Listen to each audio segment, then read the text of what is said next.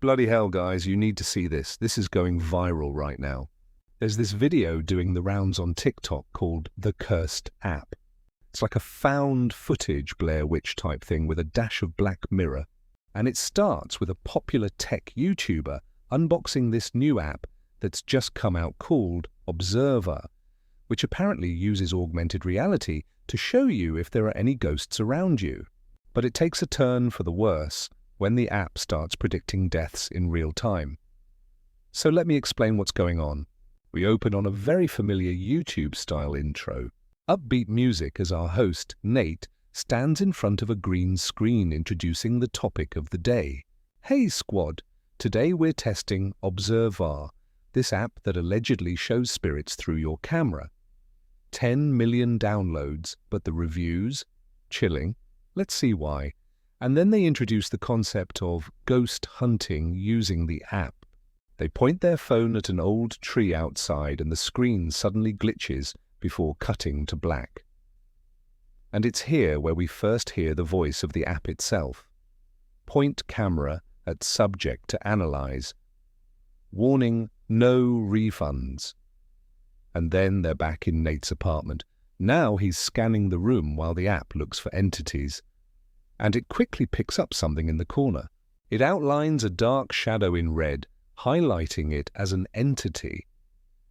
Then it scans Nate's mirror, finding another face hidden within the reflection. And the crew all laugh nervously at what they're seeing. After a few more minutes of scanning empty hallways and corners, they decide to call it a day. They uninstall the app, but then they notice that it left behind this weird icon on the desktop. And when they click it, it automatically opens the app again without letting them delete it. And so they all leave the room to try and get some sleep. But at midnight, Nate wakes up to a notification from the app. Subject detected. Bedroom. Estimated threat high. He checks his phone. It's not connected to the Wi-Fi, yet it clearly has a new message. Showing an image of the room, the app has outlined his bed, claiming there is a spirit hiding underneath.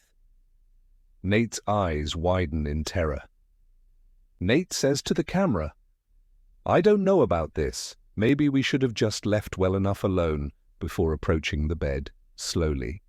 The scene cuts to a first-person perspective as he begins lifting the bed. Using the app, he can see a transparent figure struggling beneath the surface, reaching out with long white fingers. In a panic, he throws the bed back down, knocking over a lamp in the process. In the next scene, he's running down the hallway.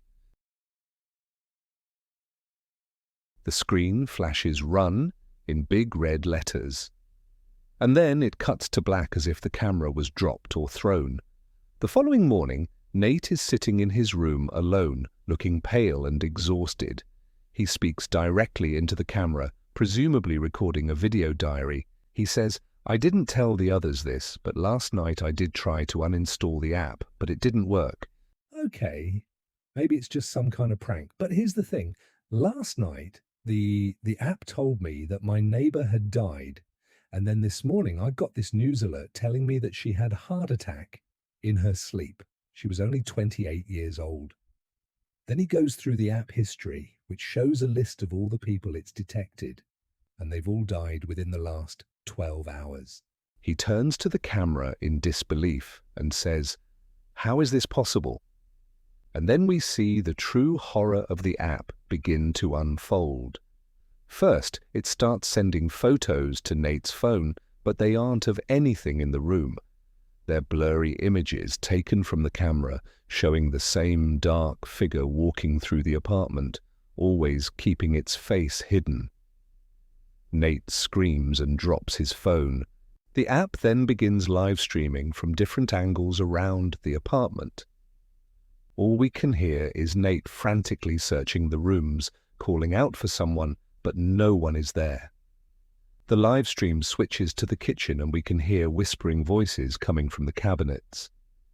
Then it pans to the bathroom where the shower is turned on, although no one is in the bath. The final straw comes when Nate's phone begins filming him while he's asleep. He's lying in bed fast asleep and the camera is suspended above him, capturing his terrified face as he sits bolt upright in bed. Next morning, Nate and his friends try to delete the app from both his phone and theirs, but when they do, a pop-up appears saying uninstall failed, you are now being observed. We then see hundreds of notifications pop up on the phone, each one saying the same thing. And then the screen cuts to black as if the phone battery died. When Nate's friend tries to pick it up, it turns back on. And then the screen glitches before the app logo fills the frame. It reads, Observe v2.0 launching soon, pre-order now. And then the screen fades to black. We can hear hundreds of whispers, all of them saying the same thing. Observer v2.0 launching soon, pre-order now. The next scene cuts to a vlog-style video filmed on a camcorder. Clearly this is much older than the other videos. His face is distorted and he's sobbing uncontrollably. He says, "If you're watching this, don't download the app. It's in the Wi-Fi. It's everywhere. I can't escape it. It knows what I'm doing. It knows where I am. It won't stop observing me. Please help. Someone help." And then the screen glitches again, fading to white before the app logo fills the frame once more. The whole thing is really messed up. And I love the way that it ramps up the tension throughout the whole video. At first it seems like a harmless ghost detection app, but then it quickly takes a dark turn. What do you think? Leave it in the comments below. And thanks for watching. If you want to see more short-form horror content, check out the channel. And as always, thanks for watching. I'll see you soon.